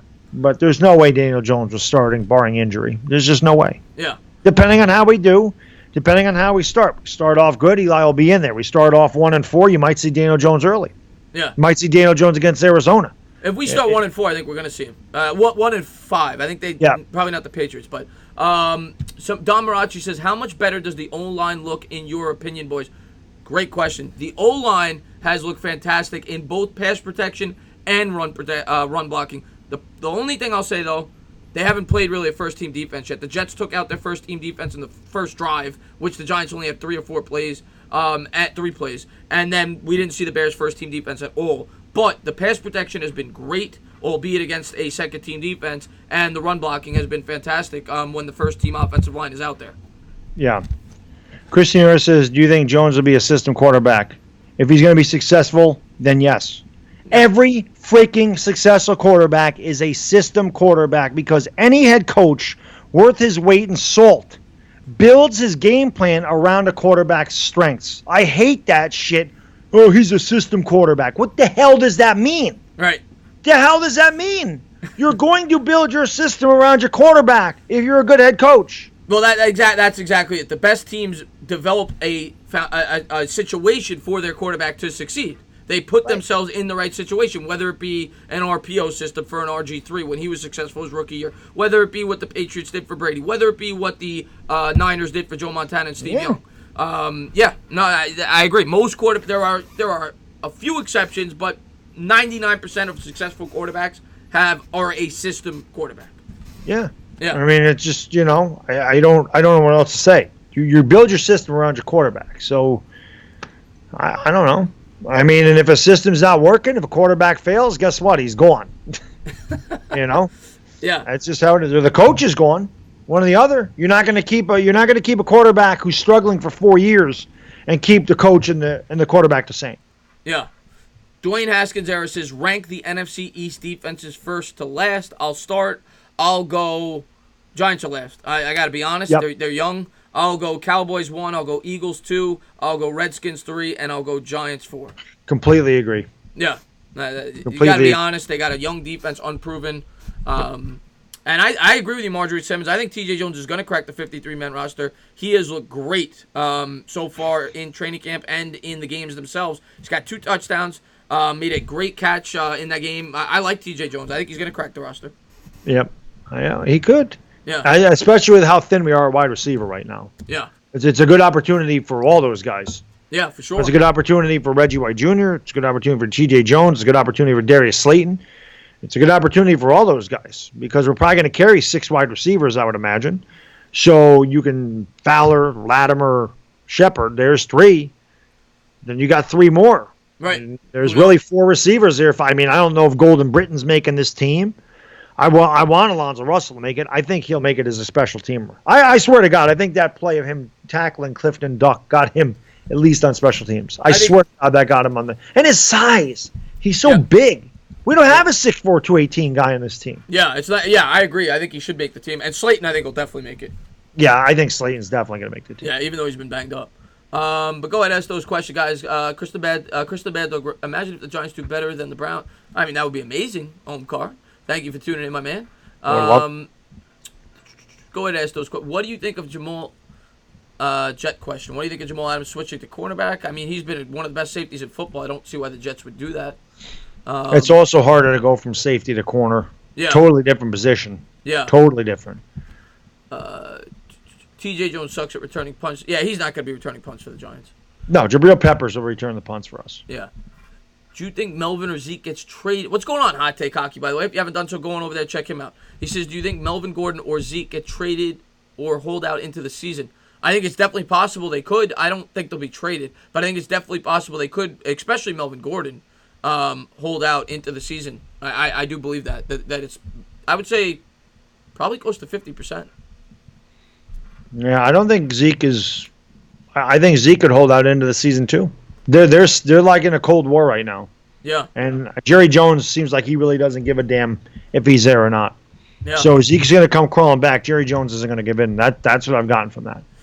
Yeah, and if Zeke was smart, he'd come back because with that offensive line, Pollard could step in and look good. And if he looks good, that's going to hurt Zeke's value on the open market. So you know, see, Jeff Billings said he got his shirt. Awesome, man. Good to hear. Thank you for buying that, my man. I'm glad it got to you safe and sound up there north of the border. Appreciate that, brother. There you go, there you go. Techie's in the house. What's going on? Rudy's in the house. He says, hey, fellas, I'm here listening but can't be active in the chat because I'm getting my ass kicked at work, organizing a big blue hit squad to go visit Cleveland and teach some respect, New York style. There you go. We're going to smack him upside the head with a cannoli. What's going on, Rudy? Thank you for popping in, buddy. How do you think the Giants will utilize Jabril Peppers since he has tons of versatility? I think he's going to be a coverage safety. Yeah, and maybe play him a little bit in the box, but I think he's built good in coverage in training camp against Evan Ingram. They've said, he's going to play safety. Jedi says, do you think Rod Smith will get some action week one? Yes, I do. I think you'll see Rod Smith in short yardage situations. I think you're going to see Rod Smith get some action week one. They're going to have to spell Barkley at some point. And I honestly think Rod Smith and Paul Perkins may split time. Or what you could see is Saquon Barkley in there for 2 downs, maybe Paul Perkins is your third down back, maybe Barkley's in there for 2 series, and then they bring in Rod Smith, and on that series, Rod Smith is in there, you see Paul Perkins as the third down back. So I think Perkins and Smith will share carries, but yeah, I think you're going to see both Perkins and Rod Smith week one, for sure. Yeah, I see both those guys getting between 3 to 5 carries each, in my opinion. Do you think Michael Thomas will make the crack at 53? Absolutely. Michael Thomas was good for us last year, and we're very thin at safety. So, yeah, I think Michael Thomas makes a 53-man roster. Kashendra says, entertain a petition to rename the Browns to the Clowns. The Cleveland Clowns. Beckham had the hair for it. He did. Any report? What's going on, Sadan Smith? Great subscriber. He says, any reports on Golden Tate's concussion? All I read, he missed training. I don't know about today. He missed training camp the last 2 days due to it. That's all I know about it. But I think he'll be fine by week 5. He's, of course, not playing the first 4 weeks, so not too worried about it. Rudy G. Funk says, how's Zeitler and Peppers doing? Peppers was one of the best in minicamp and OTAs. He's done a good job. He jumped the first pass Sam Darnold threw. He jumped the route, should have picked it off and had a pick six. It hit him in the hands, and he dropped it. Zeitler's made it. You can already see Zeitler's impact on the offensive line. The offensive line has been watertight. Zeitler's made a huge difference. It's a big man. He's made a big difference. Zeitler and Hernandez have been, both guards have been phenomenal. Phenomenal. Guys, is it just me or does Jabril Peppers look bigger in a Giants uniform? To put on some poundage. He's a young guy. Yeah, definitely could have bulked up a little bit in the offseason. How's the X-Man doing? Christian, he got a sack last week. Yes, he did. I'll try to ask a Giants question. Do you think the Giants will make the playoffs? If I'm being honest. Not this year. Not this year. Lots going to have to go right for us if we're going to make the playoffs. A lot. Yeah. The bounces have to go our way. Out of our that means when a ball bounces off a receiver's hands, it doesn't go into the defender's hands. It bounces off our receiver's hand and either catches it or it goes into another receiver's hands. Yeah. Not the crap where it gets tipped up in the air and picked off. We see that all the damn time with Eli. God, throughout his whole career, he's gotten bad. I've never seen a quarterback have more passes bounce off his receiver's hands and get intercepted in my life than that happened to Eli. Especially in his prime year. That always happened. Always. Do I take creatine? Yes, I do. There you go. Do you think Corey Ballantyne will be our kick returner? It looks that way, Giants Nation. Definitely. At least to start the season, I think. Daniel Jones starts week 4 if the Giants are 0-3 or 1-2. Definitely not if they're 1-2. 0-3, I suppose it's a possibility. 1-2. I don't think he starts that early. Yeah, I mean 1-2. I mean, I'm hoping they're 2-1, but 1-2, I think is par for the course. I mean, you have to, if we're being completely honest, the Bills and Cowboys are tough. You have to expect them to lose to the Cowboys on the road, and hopefully they beat both the Bucs on the road and the Bills at home. But they certainly could split those two games. I'm hoping 2-1, but 1-2 certainly possible. 0-3, maybe you see Jones, depending on how Eli's playing. I don't even think that early you see him. Yeah. I honestly don't think I think the earliest we see Daniel Jones is week 7. Yeah, and that's if against the Cardinals. That's if they're like I think 5. that's the earliest we see him. Yeah, even if we're 1-5. Yeah, because even if they're 2-4 going into that game, they could still say we're kind of in it. Because if we beat the Cardinals, we're 3-4. I think they'd have to be like 1-5. Yep. Yeah. What's going on, Bobby Woodruff? Thank you for popping in the stream. Barbowski's in the house. Thank you for popping in, buddy. When do you think Sterling Shepard returns? He's back, Last Jedi. He fully participated in training camp yesterday. What's up, New York Beast? Thank you for popping in, buddy. Christian. West Coast is my favorite troll. And he's a Niners fan. It's what always makes Jimmy G's look good. Jimmy G's looked amazing. That was a good contract you gave him. Very good. Good job. Torn ACL. Awful. Threw 5 straight interceptions in practice. Really? Yeah, I heard it was 5. I didn't know it was 5 straight. Talking about the Giants. Worry about the Niners, please. Please. What's going on, Nash? We know what our team is. Right. We're not saying we're going to the playoffs. We know our defense is inexperienced. We know we have a lack of pass rush. We know we're within a wide receiver. We know our problems. You don't need to tell us what's going on here. Worry about that $90 million guy that completes more passes to the other team than his own, please. Please. Let's see. Who is going to lead the team in sacks this year? Most people would say Lorenzo Carter. I said Gold. I'm going to stick with it. I said Golden a couple weeks ago. I'm going to stick with Golden. Who do you guys think is the backup running back? It's Smith and Perkins. I think it's a platoon. Yeah, Perkins. Probably always asking the entertainer about tickets. Wolf tickets? Yeah, he's always the Giants-Jets game. He's always asking me. Bobby, I said you'll be the first to know. I haven't gotten around to it yet. Chris, what's happening with the tickets? Not telling you. I got to tell Bobby first. Okay. Appreciate that, Dominic. He says I'm sub to both. You guys love the content, by the way, which reminds me, if you guys have not done so, please subscribe, hit the bell, hit the thumbs up, and go into the description and sub up Mr. Baddog 7676. We have 204 people in here. We got 106 likes, guys. Spike that like, guys. Let's get that like up, guys. It helps the stream out, helps the channel. I do appreciate it. And Baddog will be live on Friday calling the game. Yes, Friday night. Come over, hang out with the old Bad Diggity Dizzle, and of course, the DWG. He'll be over here as well, calling the game with me. So, you guys will want to tune in for that. We had a lot of fun last week. Plan to have more fun this week. So it's Friday night. Like I said, grab your chips, get your cold adult beverages, and let's hang out and watch some football. What's going on? Yehudi says, Kristen Bedlock, here's a tough question. What era was it the hardest to play in the NFL? Which era were the players most skilled? I would say this era. In terms of athleticism, I think that the players are supremely athletic in terms of skill, personally. But the hardest era has got to be the 70s or 80s. When you can actually hit the quarterback. Yeah. When you can actually play defense. Yeah. I mean, back then, Deacon Jones could slap you in the freaking head. I mean, you had the head slap. You had the cornerbacks could kill the wide receivers. Yeah. Thank you, DJB. Appreciate that. You could kill the wide receivers. You could hit the quarterback late. You could drive the quarterback into the ground. You could hit the quarterback on the knee. You could hit him wherever the hell you wanted. It was football. Right. It's football.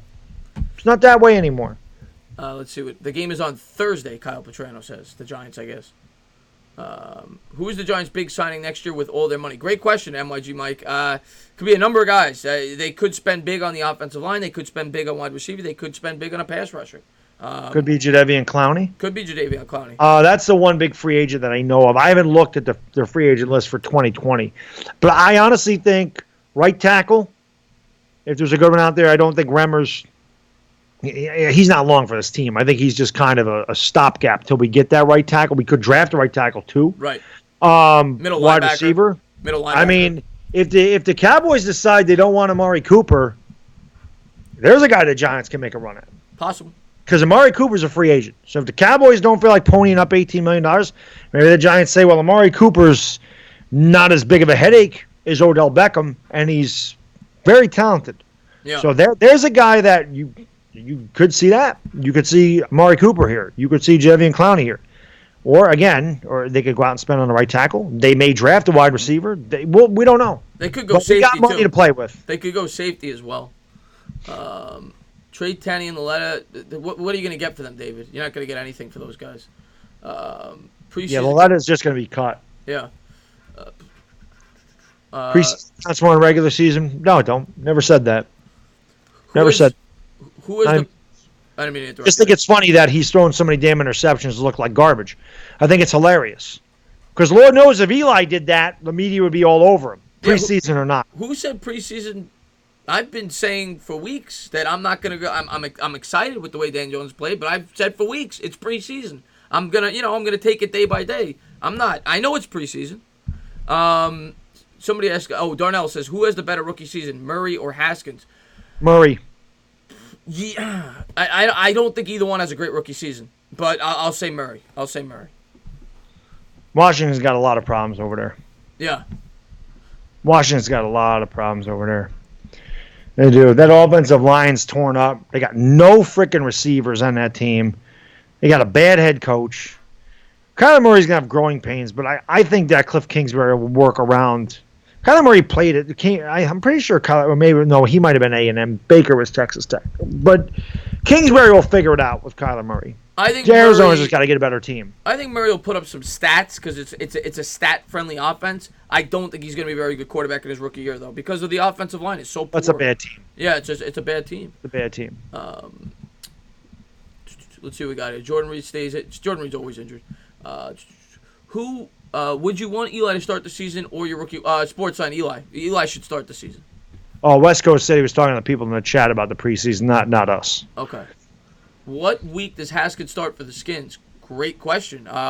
If it was me, I wouldn't start him to start the season. I know people have talked about that. I think he's not ready. He only played 13 college games. They brought in Keenum for a reason. I would want Keenum to start at least the first 4, 5, 6 games.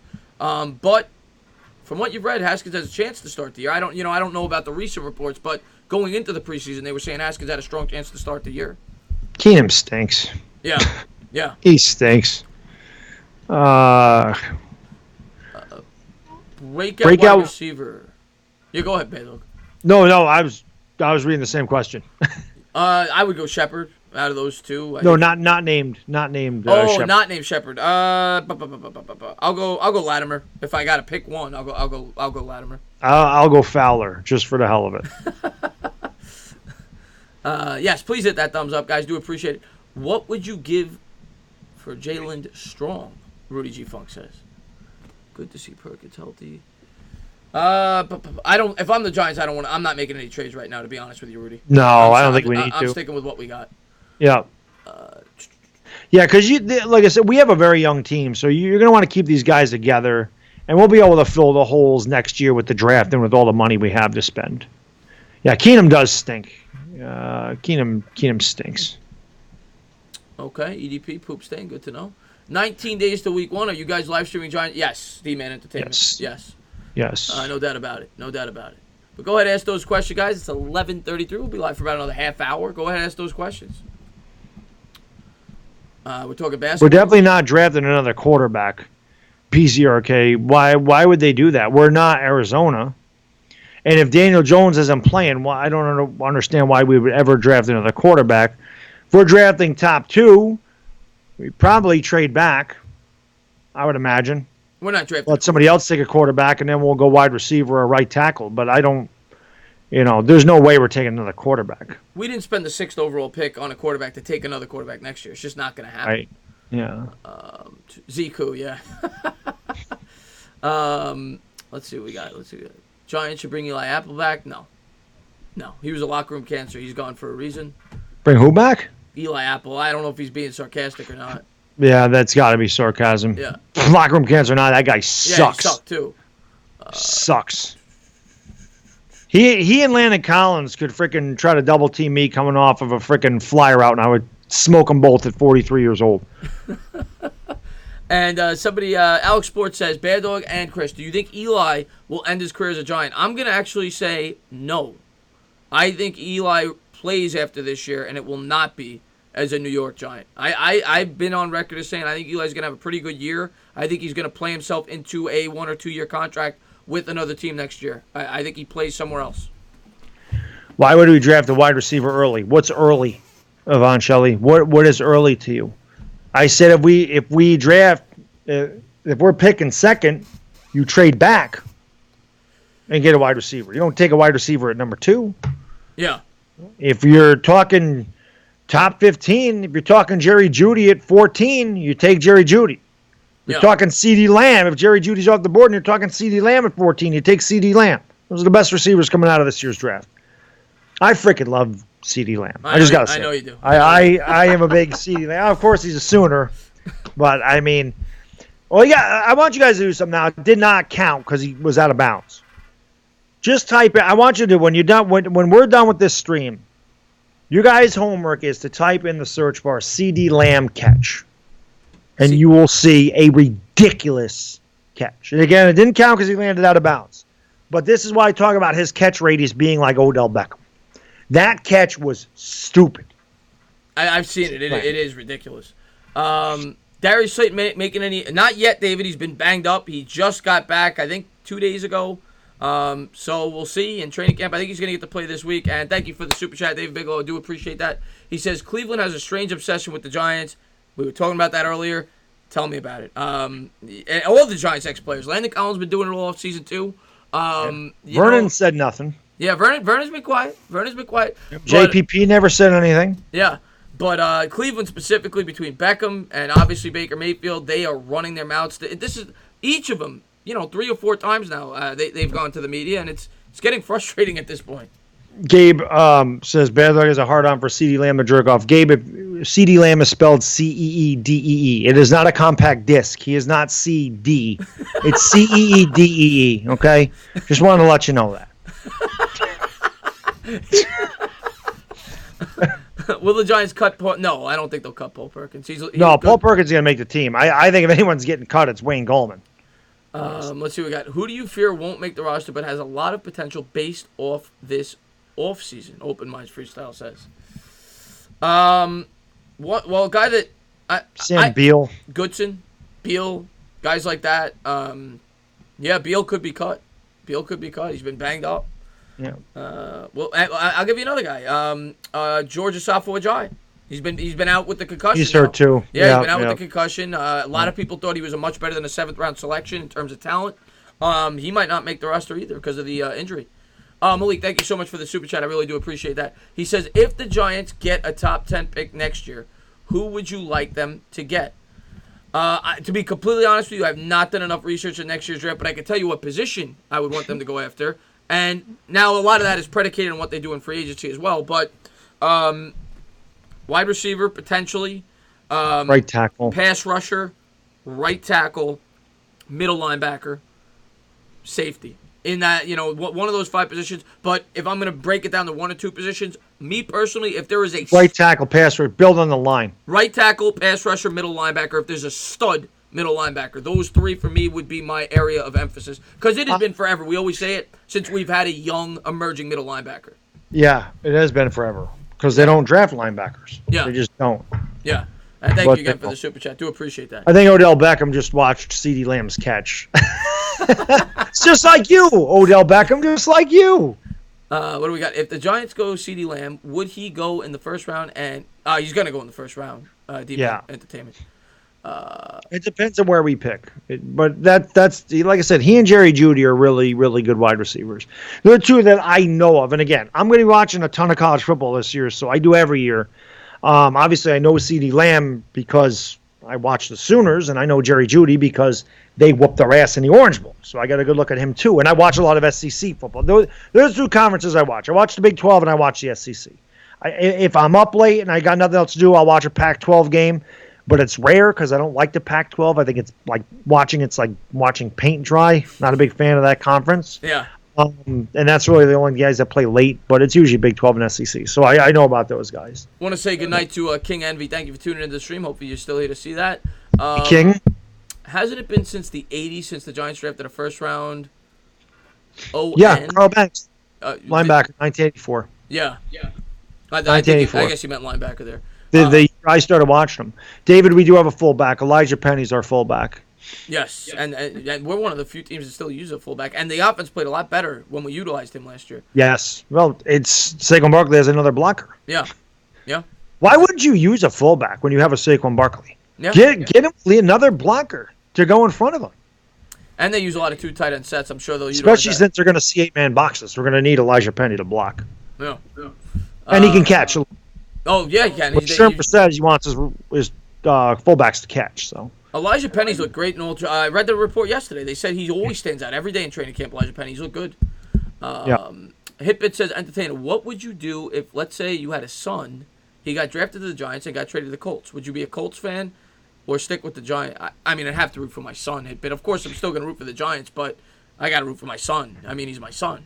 People give me this all the time. Baddog, what if your son was drafted by the Cowboys? I said I would I'd wear his jersey all the time. I would root for him to kick ass.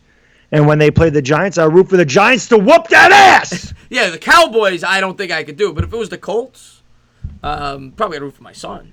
I would definitely root for my son on the Cowboys or Eagles. I don't give a damn. My kid ever made the damn NFL. I don't care where he's playing. Oh, of course you're rooting for your son. But I'm still rooting for the Giants to whoop that ass. I just drank a lot of coffee. Hey, listen, if you miss a couple tackles today, let Barkley go by a little bit there on the left end. Barkley's gone by the time my kid. We're talking 20 years. Well, yeah, now. good call. Barkley will be my age. That's an easy one. EDP's number 1 fan. Which division rival do you hate the most? Eagles. Eagles, not even close. In a day for me. What do you say? Depends on the day. I mean, I hate the Cowboys too, but I hate the Eagles more right now. Yeah, I definitely. Their fans are talking way too damn much. Yes. They talk way too much, like they've already got the Super Bowl in the bag, and every freaking goddamn free agent, holdout, trade rumor, we cap space don't matter. We got $600 million in cap. We can sign Jadeveon Clowney. Yeah, the Texans won't give him a freaking extension, but we can bring him in here and pay him $19 million a year. We got no cap space. Bad dog, you're wrong. We have a shitload of cap space. No, you don't. But because Carson Wentz is still on his rookie contract, next year that goes away. You got 11 players taking up 75% of the cut, but we can sign Jadeveon Clowney too, and we can take in Melvin Gordon. We can take Melvin Gordon's coming here. Give him everybody. Jadeveon Clowney's coming here. As a matter of fact, Amari Cooper, we're going to sign him, and we're just going to grab Pat Mahomes just in case. Give him everybody. And Jordan Howard's a top 3 running back. Give him everybody. 23 and 20. Did they lose their second preseason game? Eagles. Of course. So they're 1-1. Yeah. All right. So they'll go 22-1. Yeah. Well, they lost 27-10 to the Titans. So I was like, well, there goes that prediction. So 22-1, that's all. 22. So they've already reached their floor, Chris. Yeah. 22-1. Ryan Connolly updates. He's looked pretty good, David Samaru. I think he's going to make the team. I don't think he'll be a starter. I think Davis will get that position, but I think he's going to make the team for sure. Yeah, definitely. He'll definitely make the team. I think he'll make it over Goodson. I think he's got a better chance than Goodson to make the team. Yeah. Daniel Jones is the greatest quarterback to ever wear a Giants uniform. Ethan, calm down. Yeah, I'm not going that far. Calm down. Eli Manning. Daniel Jones has a lot of work to do to get that title. Yeah, 2 Super Bowls. A lot of work. Not 2 preseason games. Yeah. That guy's got to win a couple Super Bowls and be a Hall of Famer. We're going to give him that title. Yeah. He's got a lot of work ahead of him. A lot of work to do. And yeah, please spike that like, guys. Appreciate you guys for saying that. And once again, I want to shout out Mr. Baddog. Link in the description below. Go over there, check out his channel. And please sub up here as well. Appreciate you guys for being here. 195 people still here, guys. 122 likes. Somebody's not hitting that thumbs up. What's up? Give him a little thumbs up, guys. It helps out the stream. Takes 2 seconds. Costs $0. But it helps out a lot. $0, guys. Will the safety that got the pick 6 off the Jets crack the roster? Jake Carlock. He was a linebacker. He was a defensive end or a linebacker. Yeah, I think he's a linebacker. He might. Maybe he's a special teamer. Yeah. Not as a big role. I'm excited. He might be like Mark Herzlich. Yeah. Might be our Mark Herzlich. Yeah. Muhammad says, "Are you excited?" Yeah, we were just talking about him earlier, Darius Slayton. We're very excited to see him play. I wanted to see him last week, Muhammad. Yeah. Does Jones change his number? No. Why would he change his number? He's played great with number 8. I think he sticks with what he's got. Last question before I go. The Jets might release one of our past Pro Bowlers, Leonard Williams. Will you guys want him? Yeah, I'd be interested in Leonard Williams. He's a pretty good player. Are the Jets really going to release him? I know he's been kind of underwhelming, but he's a very talented player. Change of scenery might do him good. Just move him to a different locker room in the same stadium. Yeah. Giants tight end room is crowded. Who we keeping? Romdre. Good question, Romdre. I think they keep. I think all four of them. Is it possible all four make the roster? Conrad, Simonson, Ingram, and Red Ellison. I don't know. We carry 4 tight ends. Yeah. I don't know. It's tough. Yeah, That's Conrad tough. might not make They it. signed Simonson, right? Conrad's going to be there though. Conrad's played well. I mean, honestly, I like Red Ellison, but he commands a big salary. Like I could see them dumping him for cap space. Yeah, we'll see. Giants secondary or Philly? I got to go Philly secondary right now. They're much more experienced, but the Giants secondary, obviously, in my opinion, has a very high ceiling. Philly secondary stinks. They think it's good. I'm just saying because of lack of experience. It's hard for me to say, Terry Bogard, what's with the Yankees night? Well, Domingo Germán's doing what he normally does. Gives up a shitload of homers. That's what he does. That's why wins are one of the most overrated stats in baseball because he has an ERA over 4. The Yankees just score a ton of runs for him. They haven't done that tonight. So, what did he give up? 3 homers already? Gives up homers all the time. Yeah. They got Jenkins, Yvonne Shelley. That's true. But not every single one of their other corners hasn't played a game. So, you need some experience, in my opinion. So, I think they're going to be a really good secondary. Yeah, they need experience. I like Red Ellison, but I could see us letting him go too. Yeah, I've been saying that all offseason Afghanistan. He makes 6.5. I think he only carries about $1 million of a dead cap hit. I could certainly see them cutting him if Conrad and Simonson impress enough to the point where they feel like they don't necessarily need Ellison. Have a good night, Hibbit. He says, see you, entertain and bad dog. Have a good night. Mohammed, I don't need to switch to the Mets. The Yankees are 82 and 42. I'm okay over here. I'm okay. I'm okay with the Yankees. I'd like to see him come to the Mets. We always struggle in Oakland. I'm trying to get Chris to come over to the dark side. The pinstripes. We'll get him there. Jones may change his number, taking a letter 17 since that. Yeah, I know that was his Duke number, Marjorie.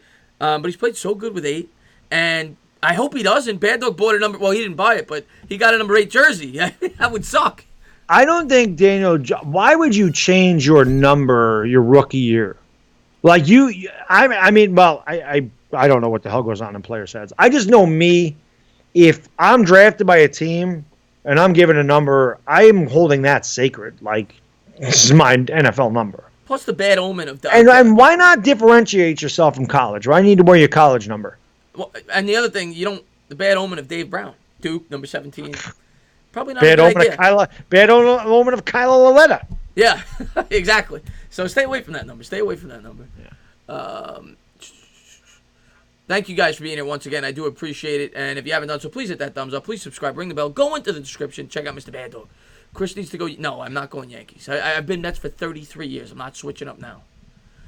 Let's see what we got. He's not really hasn't been Mets 33. I mean, he doesn't know what the Mets are when he's 2. No, that's a good point. We'll say, no, I'm 33 now, so but that's what I mean. Yeah, but no, we'll say Mets for 25 years, 26, 25. I've been Yankees for 35 years now, so I'm old as shit. So that's why.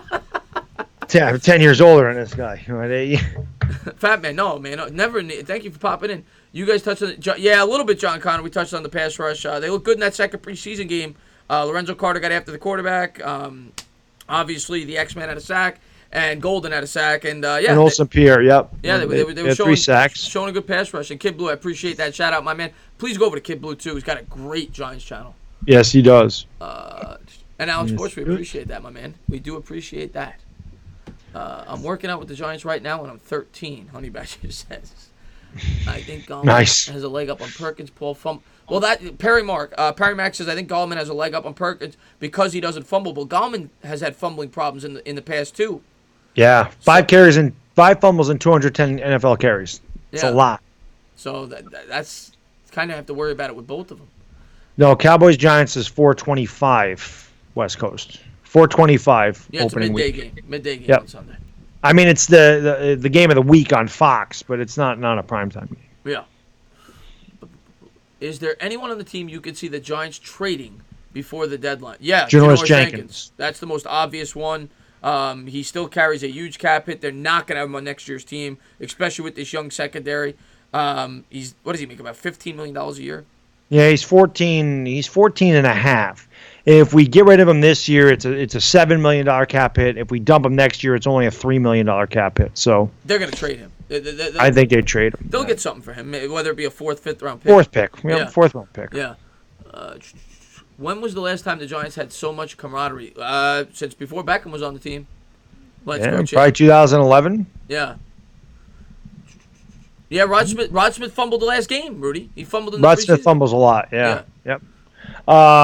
Jackrabbit actually did okay Friday night. He actually did okay. He made a couple good tackles on a reverse.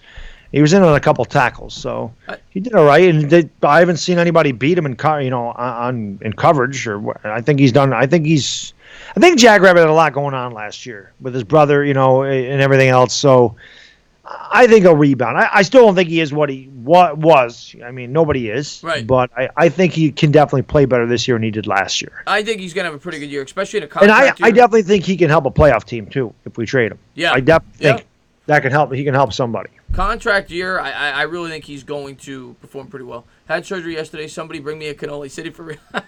I'll be right there. I'll get you a cannoli. What's going on, Sam? Thank you for popping into the stream. I hope you can pin teams at the 1 year.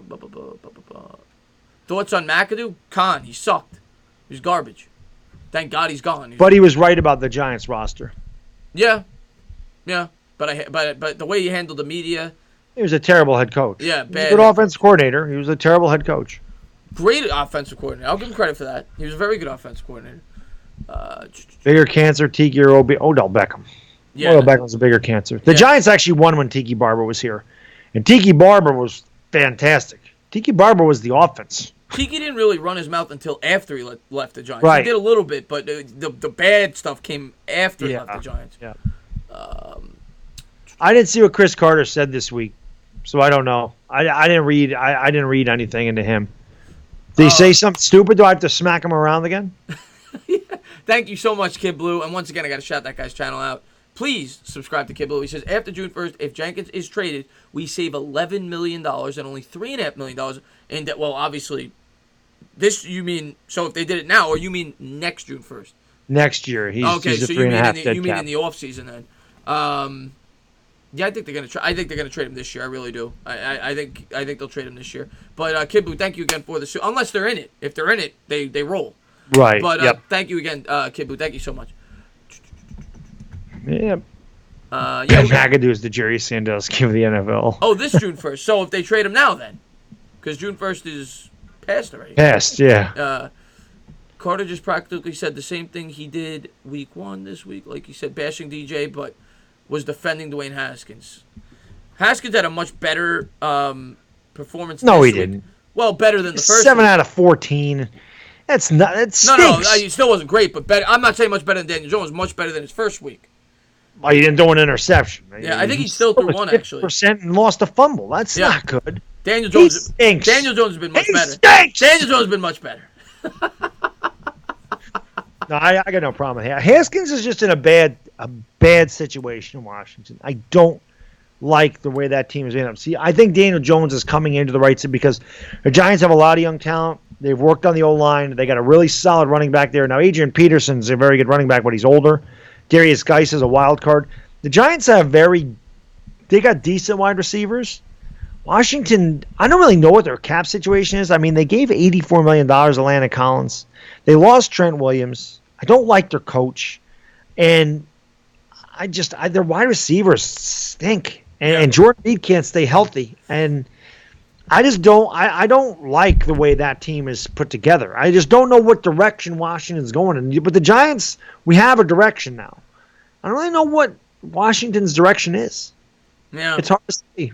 Yeah. They will have cap space, I'll say that.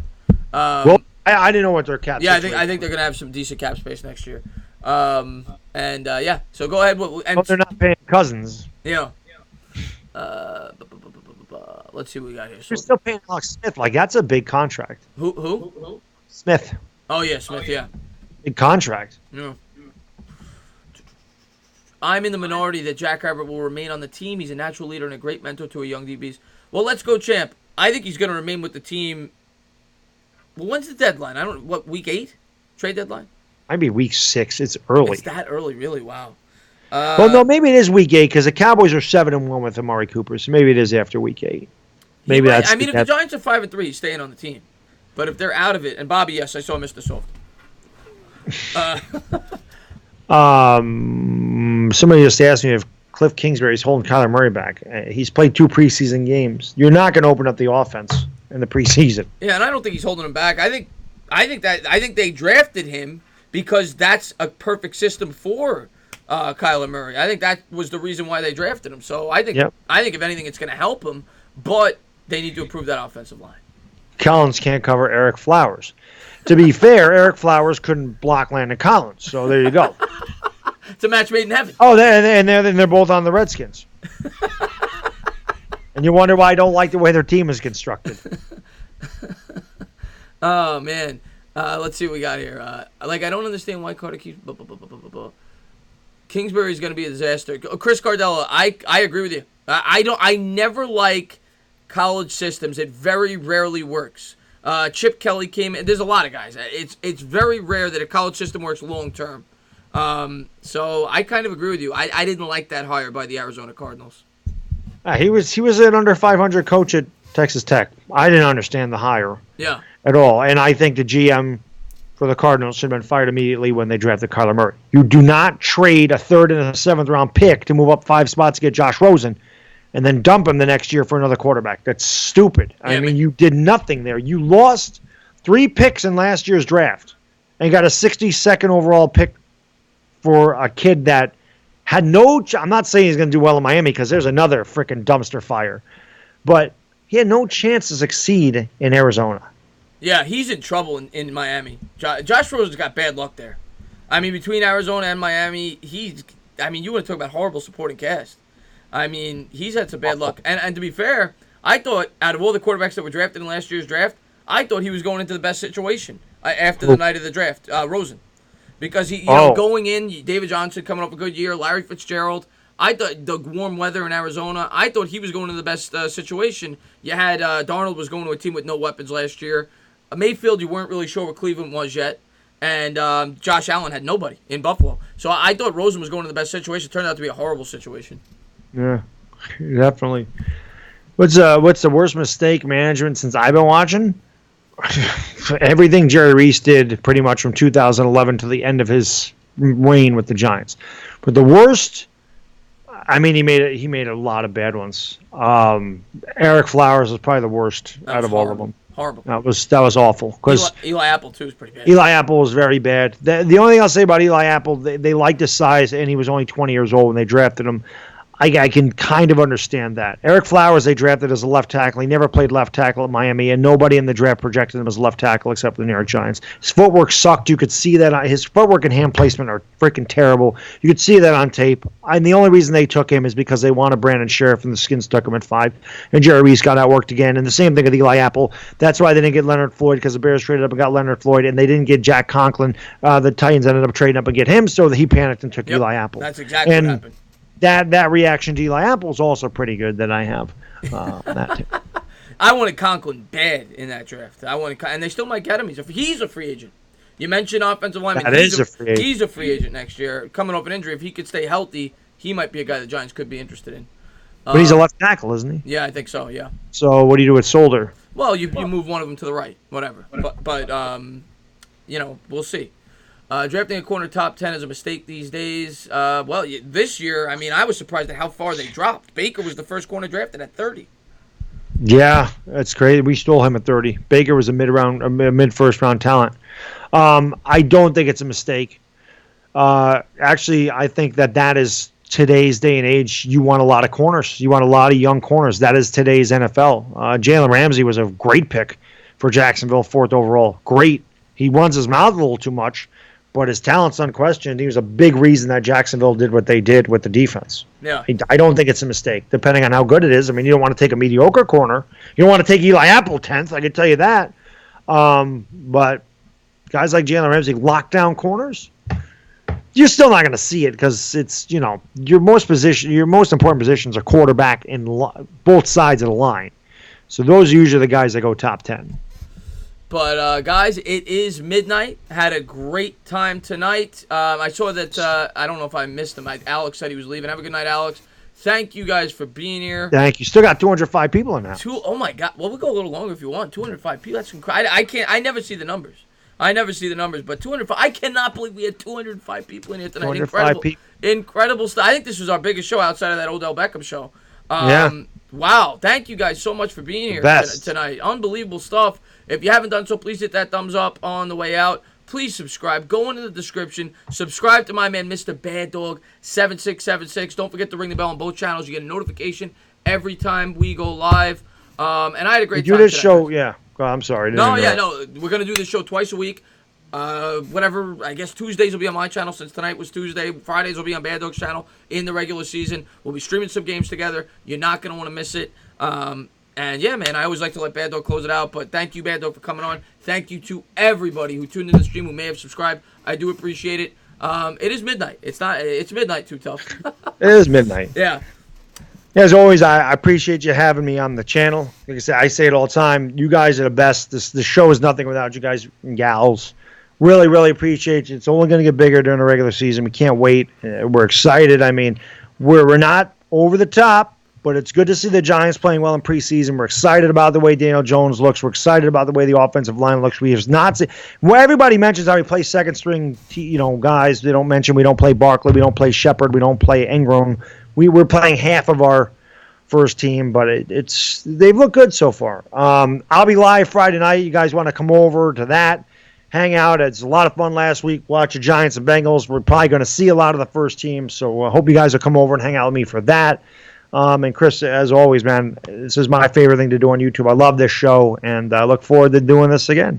Yeah. So, and like you till said, next time, guys. Go ahead. For the entertainer, this is the Bad Diggity Dizzle. We are gone. Peace.